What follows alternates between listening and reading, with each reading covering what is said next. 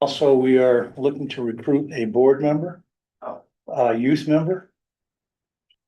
And if you would like to know more about it, because we're gonna go on with our meeting, you can steal my email address and email me and I'll be glad to get in touch with you and tell you more about it. All right, awesome. But our youth members tend to leave pretty quick all the way to college, so that's why we never have. to do- So we on there, Chris? Okay, so we don't have anybody from common council. We do have a department here, if you guys wanna go ahead and, Well, the only news from council, pardon me, is that they passed the budget. So, right, last week or something, For the unrated responder. I honestly did not watch the meeting, it was too painful. and he's not Hacked here, up so. DPW and fed it to the fishes, and it made me sad, so I didn't watch. So, but they did pass the budget for whatever that does for us. Do we wanna start with approving the minutes from last month and then take a few minutes? That's sure. I'll move to approve last month's meeting minutes. Vicky seconds and I'm. All in favor? That's fine.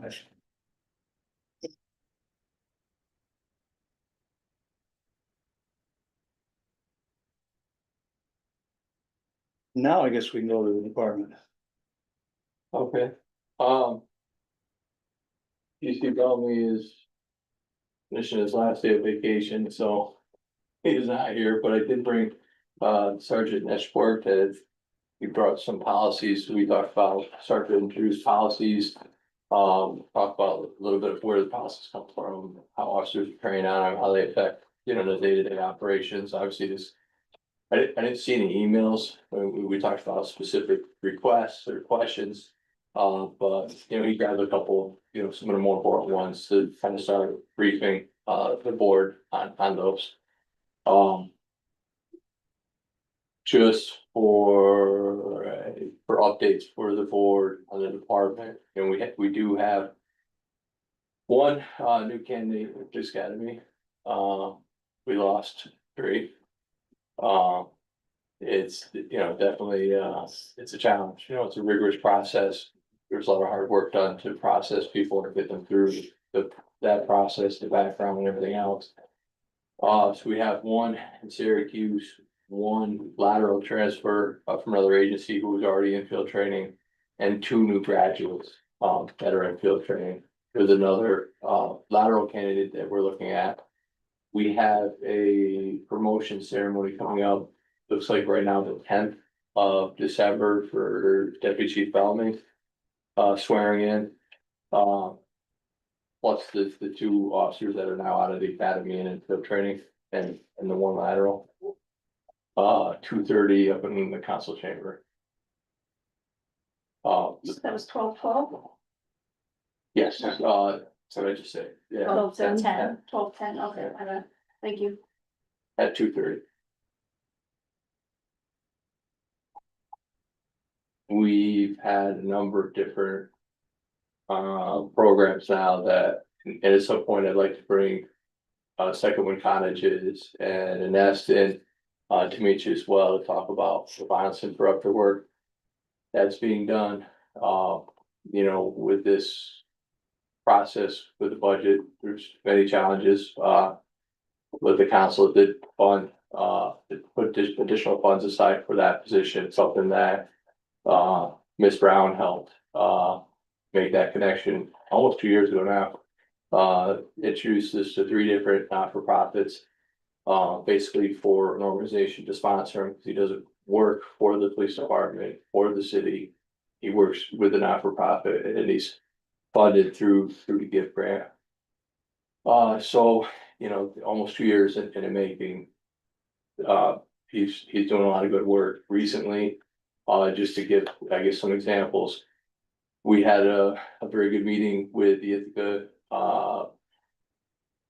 Tenants Union.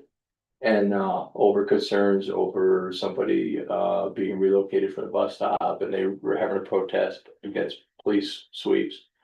We had conversations with them that this is not a police sweep, like It's a bus stop that the vulnerable population uses, whether elderly, pregnant, children, to get out of the weather. You know, we're very public transportation reliant and heavy within the city. There's a lot of funding that goes into those programs, and we need to make sure that that facility is available to residents. And responding to that, there was outreach that was out there that was working with people that were using it as a shelter space, outreach that was connecting people to the Cold Blue shelter. And when our involvement was more or less the last day, so the TCAT could come and actually clean the place out. You know, we received a number of complaints from the hazardous condition and all this property, cardboard and electric devices, or I don't know, it was an oven or something they were using inside this thing. It's a significant hazard, Which bus stop? over on Seneca. Okay. So one of the reasons I bring this up is like that violence interrupter, and Phoebe's right, we might have to rename it, but he actually was out there working with people to get them to Copelo, along with Reach and other outreach workers. So, you know, those sort of types of work and things that are happening now that the council has provided some additional funding for.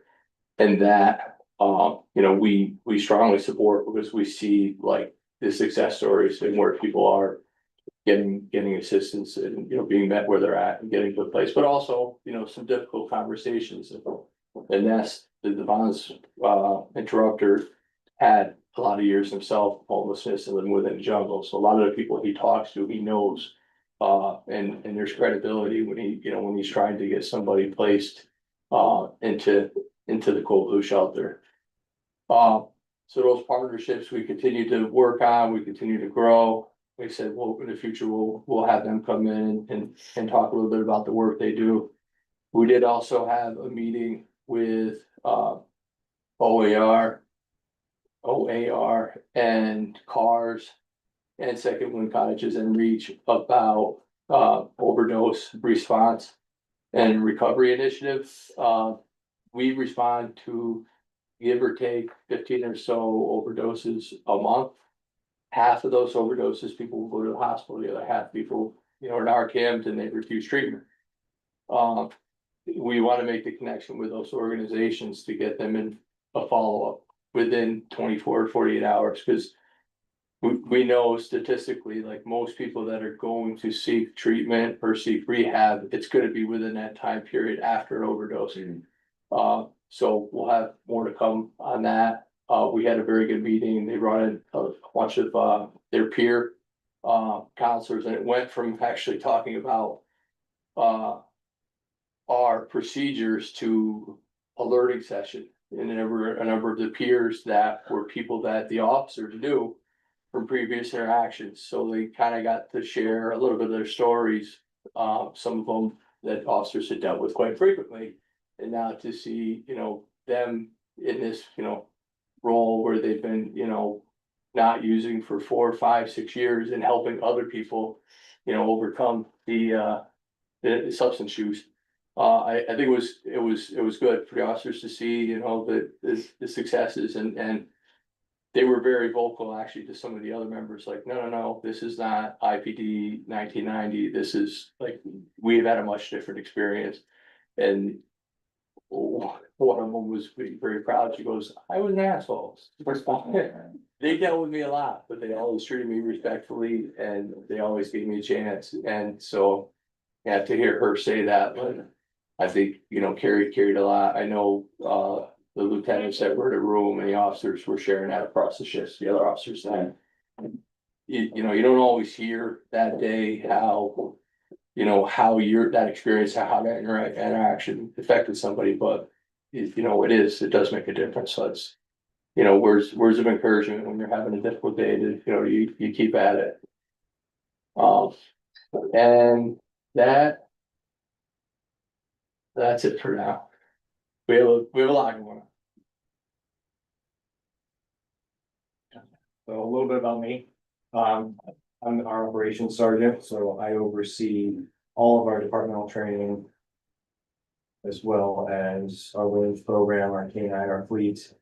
And liaisoning with outside agencies for their training needs or if they're going to collaborate on different things. And then anything else that kind of gets thrown into the mix on a daily basis.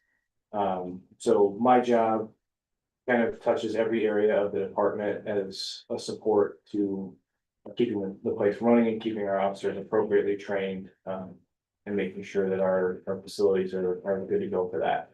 That's in a nutshell what the operations sergeant does. It's kind of like a junk drawer on the police department, honestly. It's a little bit of everything. I've been with IPD for over 20 years. I've been a sergeant for 10. I've done a lot of work on the road as a road supervisor. I've been in the operations spot before. I did it through COVID, which was a challenge to keep the agency trained. And here I am at the end of my career, choosing to do it again and, getting to experiencing it when, in drive training in the way that we would like to.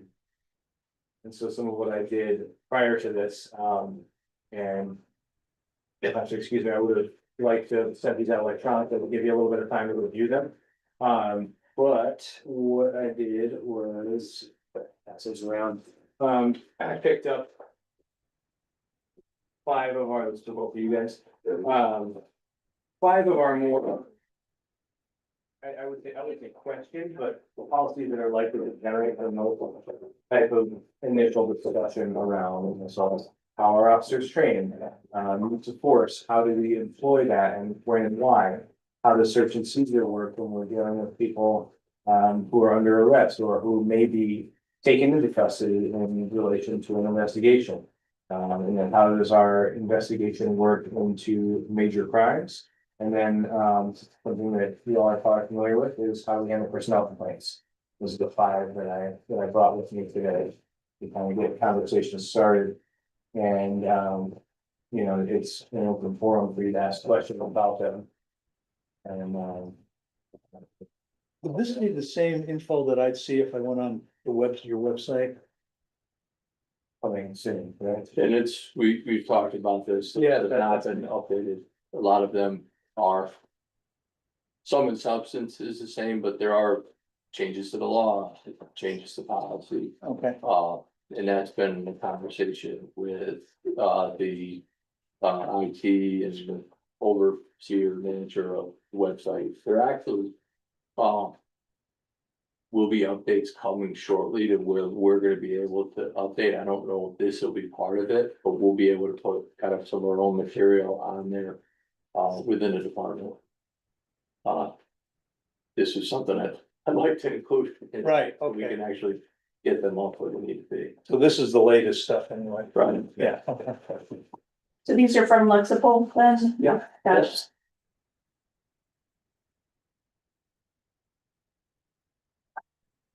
We can go through and kind of give a little bit of an overview. I mean, like, the purpose policy, there's a lot of details that go into in policies. But like a lot of people don't like to hear this, certainly chiefs, but I'll say it, policies are guides. Like, we try to keep them simple, straightforward. It's not, designed for a gotcha moment for anybody. Like, we want to give the officers some guidance in how, to interpret or how to apply the law or how to apply their training and their skills. But when a situation is rapidly unfolding, like the catch-all is like, what's the mission? And for us, the missions enhance the community safety.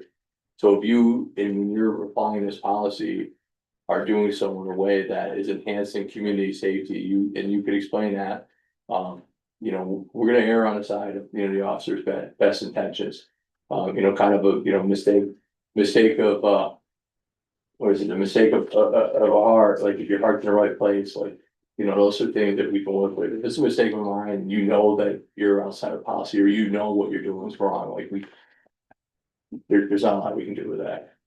So these policies, we work with a company called Lexipol, but this city's actually working with now to adopt internal policies for the whole city. They are, vetted by a team of attorneys specific to New York State law. And they also will follow these these policies, like when we do a new policy, we'll talk to Lexipol, what do they have for a template? We'll look at what's relevant to the city, there'll be things in there that are like the law. There'll be best practices, there'll be like suggestions. We'll go through that policy to make it fit for, we'll ethicize it. And then that policy will go out to the officers electronically, they read it, they have to acknowledge that they read it, and now there's a record that they read it and they acknowledged it. If there's a legal update, New York State changed the definition of a word in the past, like that might just exist. You know, until somebody like finds it or somebody violates the policy and we realize like, well, this policy is not accurate anymore.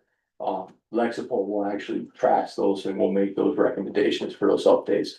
That update goes out and then we push it out to the officers again, so they see the update and they can hit a button that compare new policy to old policy. And they can see what the change is. With Lexipol, there's another daily training bulletin program that will be rolling out in the near future. That is basically, will give you like an excerpt from a policy, and then it'll give you some information and ask you a question. So the officers are regularly like seeing different policies and what the interpretation is. Because, you know, as I said, the policies are written, they're guides. You could have a different interpretation from within this room, from different people and different experiences on what that policy is actually, what the intent is. So it's, you know, they're kind of a living, breathing document in that sense. I'll just start to talk a little bit more about each of the policies, just to kind of give an overview. Obviously, we could spend a lot of time here. Yeah, just a real quick kind of meta question.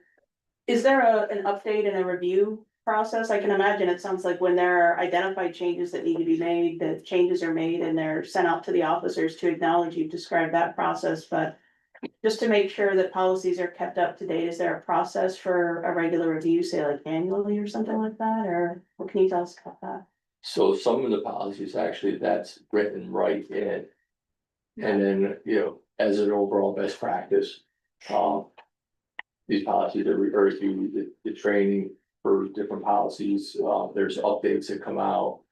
We actually, you know, the policy that's not on here now is OIS, officer involved shooting, that we're actually doing some training on. Mm. So as part of that was a review, you know, have instructors weigh in, have attorneys weigh in, you know, talk to psychologists and doctors. You know, to ensure that, you know, our practice or, you know, what we're putting in a policy is the best that we can put forward. Part of DC Bellamy's job, but he's not here, so I'll give him all kinds of responsibilities. Is the administrative professional standards part of the department, so this is something that will fall underneath his role.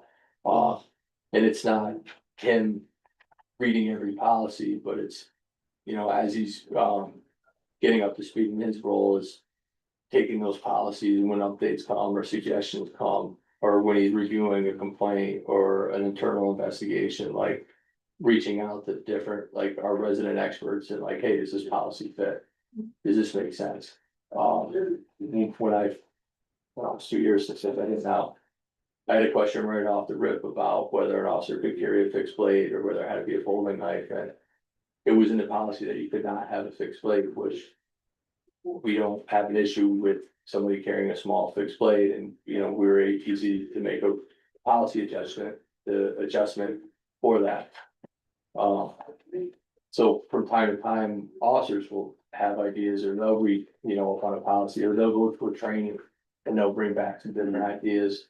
And some of it is in policy, and some of that is in the procedure. So there's one more level below this that we're working on, where policy kind of lays out, gives an overall objective and how we're going to perform, but the procedure will actually like lay out a step by step. That makes sense. So, you know, as kind of like a general overview of each one, I know this is a lot, because again, it's 50 pages of reading. And it's, you know, a couple minutes to look at it, so Starting out with the training one, and this is kind of the meat and potatoes of my job. And this is where the most focus for me is on a day-to-day basis. And one of the really nice things about being a small or medium-sized agency is we can give a lot of focus to really good training for our officers, right? This is how we get true professional police officers on the street and make people capable of decision-making on their feet and, you know, on their feet thinkers. And, so we have always been attentive to what's going on across the board with policing, not just in our own community, but in communities around the nation. And how can we pull from those instances where either they get really good or there's a lot of room for improvement? And how can we adjust our training to reflect what's gonna be the best practice here for Ithaca? And because we're a small agency, right, it's almost like, you know, like a small ship is able to navigate rough waters and make turns and appropriate changes that help us drive forward to being the agency that we are and the agency the community wants us to be. So, that being said, right, my job is compliance with state and federal standards, mainly state because they pull from the federal standards for us. But, you know, for us, one of the things that we kind of hang our hat on is we often exceed that by quite a bit. Perfect example would be your field training program after getting out of the academy. So every officer has to go to the basic academy for police before they can do police work on the street. The state says that when they come out, they need 160 hours of training time on the road with a certified field training officer. That's 4 weeks essentially. And that is completely inadequate. So we give 600 hours of training to our newly graduated police academy officers before we give a final evaluation that says, yes, you're ready to go out and conduct solo patrol. And there are times where those hours get extended because there's certain areas where people just are not quite meeting the mark that we want them to yet. And so that kind of, something like that runs through my division and I have oversight of that and directing instructors the best way that we can to get these trainings accomplished and as well as, you know, this could be, you know, multiple people at the same time doing this kind of stuff. Where it says, you know, kind of mandated annual training here, 21 hours of annual service, we probably budget for that with the things that we're hitting on, and that's not just the firearms, the defensive tactics, all that stuff. You know, we roll legal updates often into our trainings as like the first hour of the legal updates in terms of what we're gonna cover today on the actual training deal. And then there's a ton of other stuff that's not even listed for the state that we would do. Reality-based training is a big one. Like this is where we can actually pressure test the stuff that we've given to our officers in the safest way possible without, you know, getting to, you know, full real life exposed as we can get. And those are areas where we work the whole spectrum of things that, like I said earlier, we're pulling from and seeing as issues or the things that went well, didn't go well. De-escalation falls into there often. We always include that as part of our reality-based training, as well as several other tracks, based on what we're seeing currently. I have a quick question about Sure. training. Over the years, I've always known you guys to go above and beyond with your continuing education. So over the state standards, it's really fantastic. I was wondering if you knew, or this might be a more data thing, is how many trainings have been done like this year, for example, year to date, that are not state required, but you guys have chosen to undertake and what they are. I do track all of that. I have it in my office. So I have a couple things. I have a spreadsheet that shows all of our external trainings. And today I was actually just showing the chief because as I prepare to retire, I'm kind of like lining some other people up to maybe do my job. And I pulled out of a drawer, you know, 2 file folders like this completely jammed full of all of the external trainings that we've given to our employees. That's not just, and that's not everybody, like different people go to different things.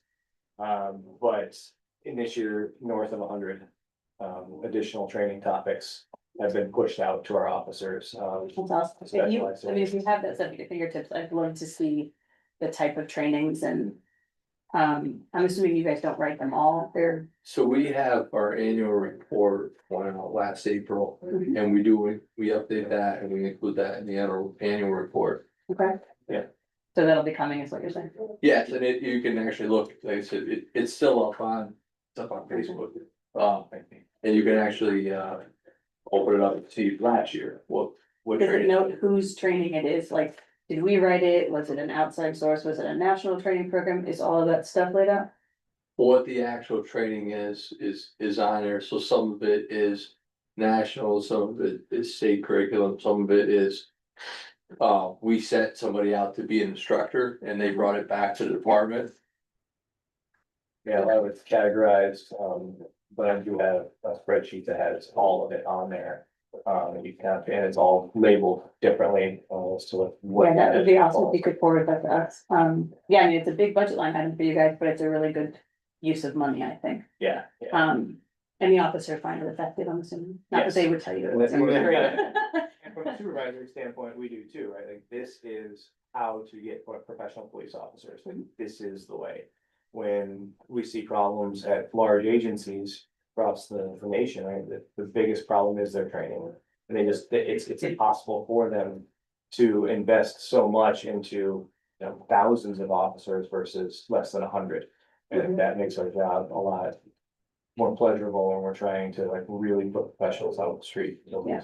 Like, that's why we love that the city allows us to invest in that, doesn't really trim that. from our budget. Definitely a practice to be proud of. I have a question that she just kind of touched upon. In addition to this, like, because this is treated as a somewhat dynamic process in some ways. What, can you tell me what you do about like employee experience as like when COVID comes up or new employee stressors? Maybe not what this is, but how it gets applied.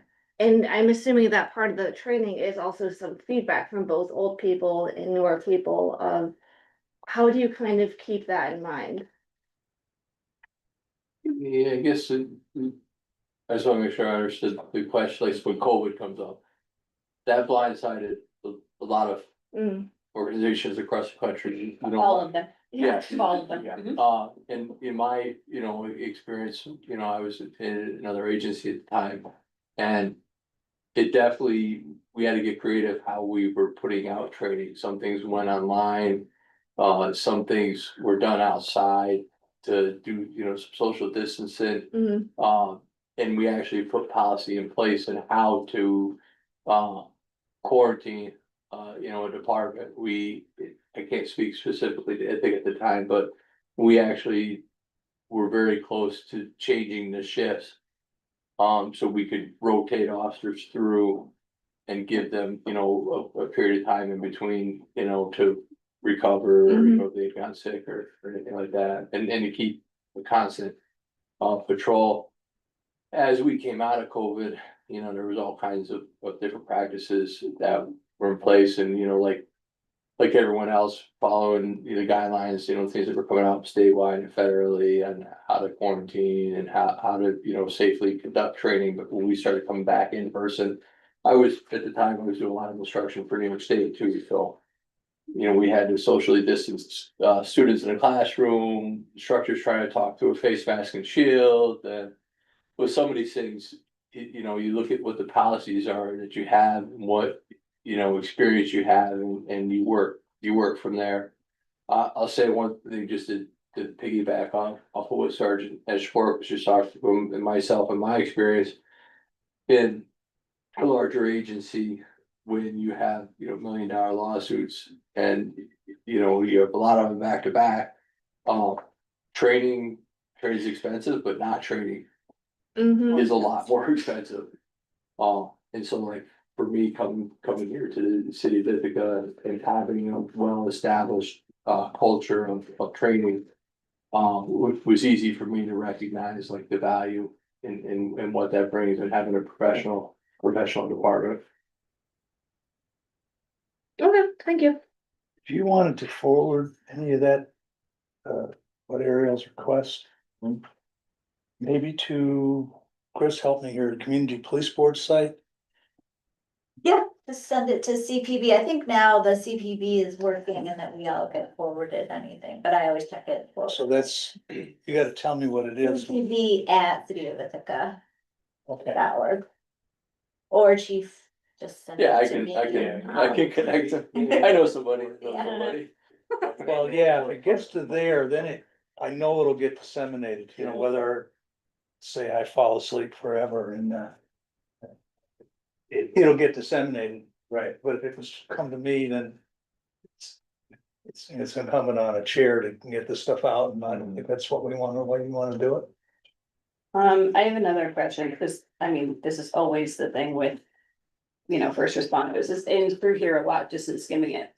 Of course, it's the word reasonable, right? It's a legal term, it's also, like you said, give it some wiggle, because you never know what you're gonna be in.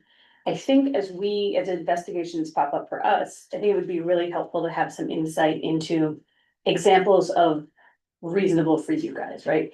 Even if that's something that you wanna keep confidential, right? So that we can, like, we can line up a complaint with what you guys saw as reasonable. If we have a couple examples of, you know, norms, basically.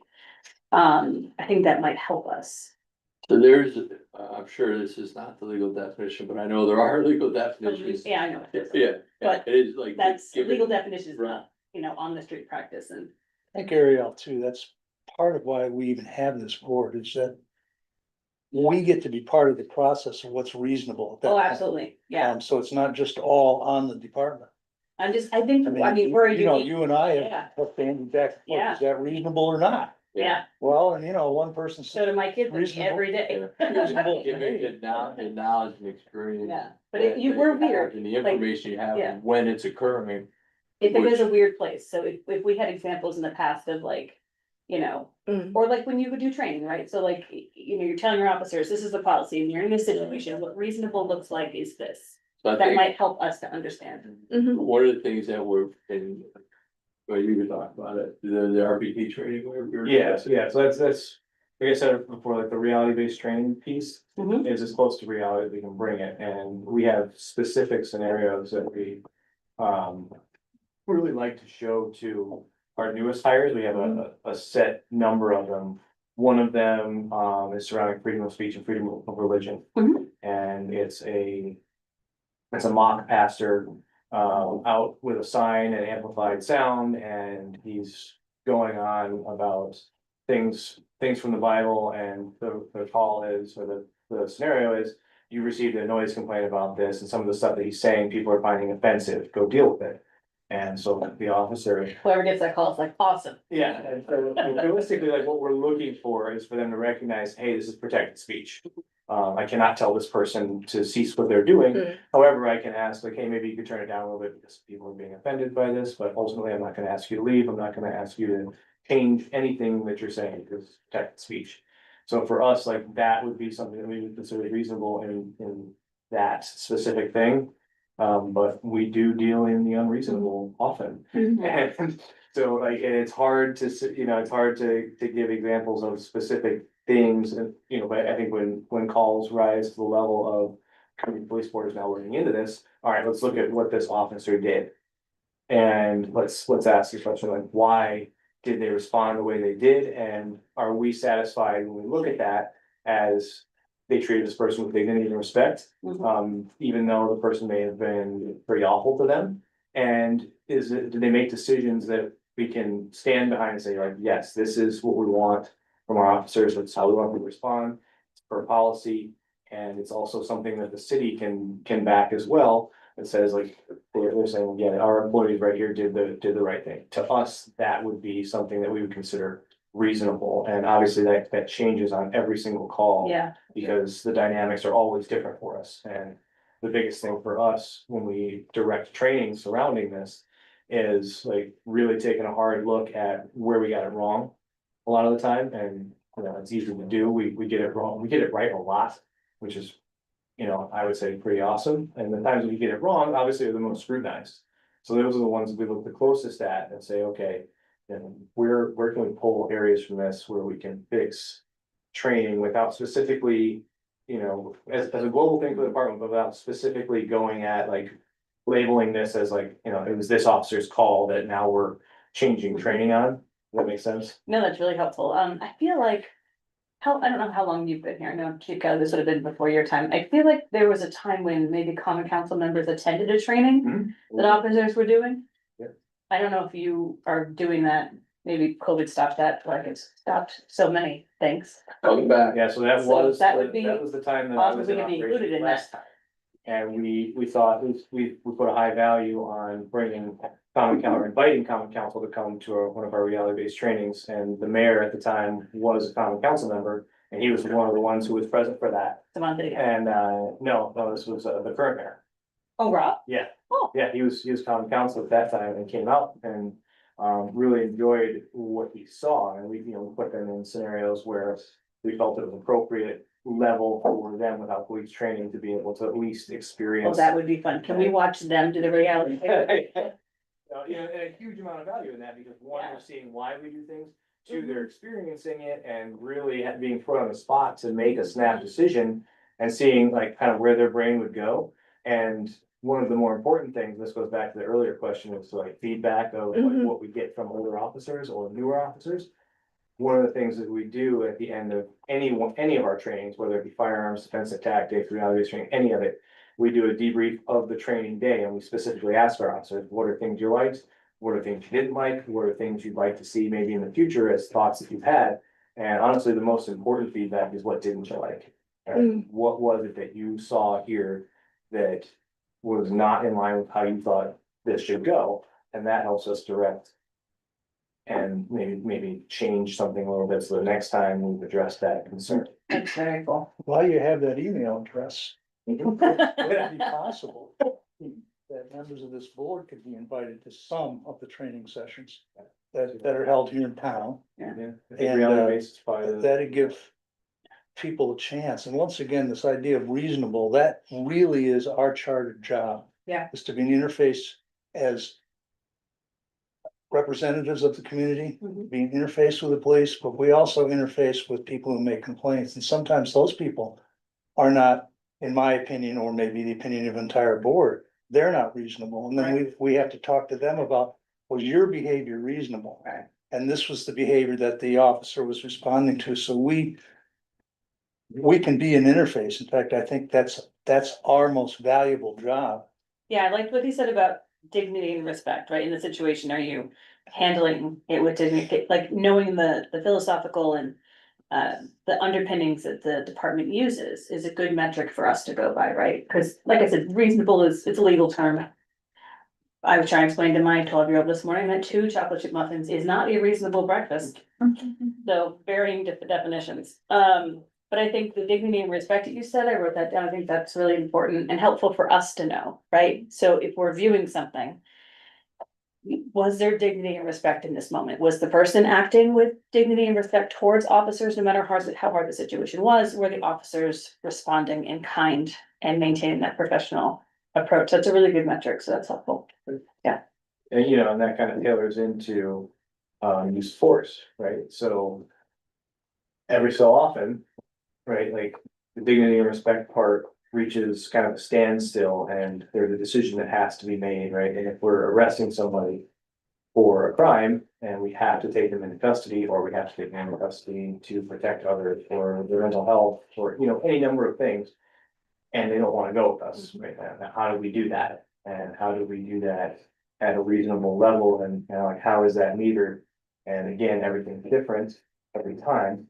Obviously, people with weapons are driving that way up. The use of force is gonna go way up. We have to meet that or exceed it, if it goes that route. But, it's just like a hands-on thing, right? Like, it's never pretty when you use force, and it's never a pretty thing. But the important thing to remember is when it's time to use force, to do it quickly and effectively, so that one person is taken into custody quickly and then force is over, right? So that we're not prolonging fights with people, and we're also not delaying force when it's need to be used, and then allowing people to like kind of alter the script and change things. So now when force might need to be elevated higher than it did before, it's almost like a window of opportunity kind of thing. And this windows of opportunity often present liability. So this is another thing where we And we're training our officers, right? Like, when it's time to do this, let's coordinate an effort. And let's, as safely as we can, bring this person into custody, and then once force is done, or once they're in custody, Mhm. force stops. And now we pick this person up and evaluate, are they injured? We do medical attention. Hopefully, if not, then we'll bring them back to the station and we're gonna continue on. And you'll often see, right, like, once that's done, the tone of the officers immediately drops, right? Like, now we're back down to level of, we can talk again because we've gotten past this part of needing to use force, and now you're in custody, so now we all calm down, we don't have to yell anymore. This is where, like, sometimes when, you know, we are still treating people with dignity and respect, but we have to elevate our voice, or we have to say certain things that, you know, kind of move away from that a bit, but we still are being conscious of that and respectful of people when we're doing this, right? Mhm. That's kind of, you know, the use of force policy. That's It doesn't necessarily say those things, but this is how Yeah. we train our officers to employ this. I had one last question along those lines, because I think Chief Kelly, maybe it was you or somebody was talking about how you guys are looking at your officer involved shooting policy. And you said, as an example, you said you pull from lawyers and doctors and practitioners and stuff. How do you decide which doctors or lawyers to pull into that conversation? That's super cool. I never heard that before. So that, some of that comes through Lexipol. And then some of that is our own psychologists that we use for processing new applicants. Okay. Some of that comes from the International Association of Chiefs of Police. So the international organization that has different subcommittee, different working groups, so like there's psychologists that meet on a regular basis and discuss, like, you know, they'll do research, they'll bring in experiences from working with officers who were involved in deadly force encounters. All types of, you know, hands-on experience, and start to work out what are best practices. So they're not local lawyers, they're ones who have worked in conjunction with police departments before? Right. Okay. Right. Thank you. That's all I wrote down. Nikki, what time? And they're actually, I believe ISDP, there's a members portal, but I believe there's a public facing portal that kind of explains what the organization is, and, you know, they have different subgroups that, you know, talk about training, mental health, OIS, you know, officer involved shooting, and there's a couple other different working groups that they have. And those are national, you know, organizations. A lot of the chiefs and, doctors and lawyers that participate in those conversations are, like, well-known and Mhm. respected, Yeah. you know, for their work. Awesome, thank you. You know, it's highly unlikely that in horrible circumstances where deadly force had to be used, that this board would continue its involvement even if a complaint is made, because you'd be dealing with legal issues and courts and so I'd on. never heard them pulling all those experts together, that was just super cool, because you do that for other policies, right? Yes. In some cases, yes, I was just wondering. No, I don't think I'd want to be involved in that, Richard, unless you'd like to. No, It's a hard pass. we have, I think as a board, we have our limits to, you know, where we should move, Yeah. trying to improve relations. This is one of the things we talk about with officers in different settings, but like, if you're a criminal, and you commit a crime, you may or may not get caught. And if you do get caught, you go to court, and you plead not guilty, and you may or not be, you know, found guilty. If you're a police officer, you could be administratively investigated, you know, based on the policies and procedures. Civilly, federally, and state, criminally sued, you know, as it just, you're scrutinized on so many different levels. So when, you know, if you're a criminal and you just commit crimes, like, you might get caught, you might not. But if you're a police officer, like, you expect that you're going to be scrutinized, many different ways, in the performance of your duties. So I mean, that's part of the training, you know, and when we go over policies and we do legal updates with the officers and, you know, talk about the importance of the academy, the field training program, the yearly training, the lineup for briefing, trainings where maybe it's a 5-10 minute conversation about a policy that came out that there's a lot of questions about. Or debriefs where there's a critical incident and, you know, again, like the officers get together and like, okay, what happened? Like, how'd that go? What was the basis of the call? What did we do? What worked? What didn't work? What could we have done better? It's a big part of, you know, being a profession, you know, and being a professional and policing is continuing to learn and develop. And there are things within policy now that, you know, 25 years ago when I started policing, like, I got them in on a folder. They're like, hey, the policies get like, take a look at those. And, you know, there were a lot of things that, you know, they hadn't been tried and tested yet. Like they hadn't, the law itself, I made a comment on social media recently about living, breathing documents, the Constitution. Somebody's like, wow, what does that mean? It's like, well, it's exactly what it means. Like for everything that happens, there may be case law that changes that interpretation or changes what your knowledge was. And it's not the same for everybody. It's different circuits. It's taken federally, like, that's why Lexipol is such a great. Precedent versus creativity. Right. That's why Lexipol is such a great, place for us for our policies to live, because they are keeping up on all of those things that in the past, like, you might have a policy that's not legal.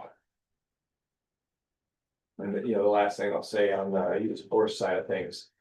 One of the things that I've asked all of the patrol supervisors to do when they are reviewing uses of force, right, there's a multi-step process that occurs there, and, you know, in that they're reviewing body camera video.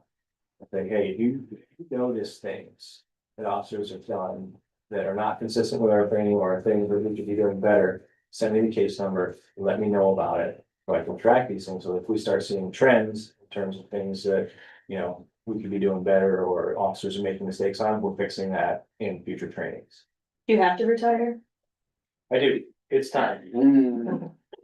That's fair. Yeah, and, you know, I think I still love what I do, right, that's the important part. It's just a great policy. It's like, you know, there's, because I believe that we've talked about this, Richard, too. It's like a pattern of small things leads to big things. And I think one of the things that we really focus on and what makes Ithaca unique and our police force specifically unique and dedicated is that we are trying to prepare so that we don't ever have to deal with a horrible situation. Because many cities respond and adjust to horrible situations. They don't prepare effectively enough to avoid them, because after something happens, it's way too late. So I love that you just said that, you know, tracking those little things, because those are precursors, those are indicators that something is going awry. Yeah, Rich and I just had a whole conversation about that. It's about 20 after 5. We have an executive session, which could get long. Maybe we should wrap this up. I'm looking around the room, so Those are the bigger ones that I wanted to hit on for that, and the rest of them, take a look at it, get questions on. Those and look on that. I gotta tell you, I teacher. And I retired, and then COVID came. I was so glad I retired because I couldn't possibly have done what the teachers were doing, and I was still. It is brutal in policing as well. That- Have to carry on. Right? Like, Yeah. We were the ones that like still had to come to work, had to go into people's homes, I mean, during Yeah, initially when it was an unknown thing. And we had a lot of employees who were just, oh man, this is awful, I don't want to go in there, I don't wanna bring this home to my family potentially. Yeah. And yeah, navigating through that, having to train and still do the things the state wants us to do. It's awful. So, It was a trauma for sure, especially for you guys, and I think we so easily forget that it happened, like we're all disassociating to an extent. And it's still there to tender, you yeah. know, so. Thank you both. Mhm. Thanks, this is great. so executive session. This is gonna be a little different. We're gonna do it just us. I did wanna give you guys some updates. We had there's an outstanding, Are we going into executive session right now, or is this like in just a second. camera wise? That's what I'm asking. Yes, I'm with you. Oh, thank you. There's an outstanding one, there's a new one. But I want, if you guys could stay for just a couple minutes, because I wanted to fill you in where we are with those, and then I think the board wants to just meet amongst themselves. Okay. So with that, I'll make a motion. Now, somebody has to make a motion. Go to executive session. Motion from Nick. executive. Second. A second, and all in favor. All right, you tell us when the camera's off. No, This. safety. What this means, guys, back there?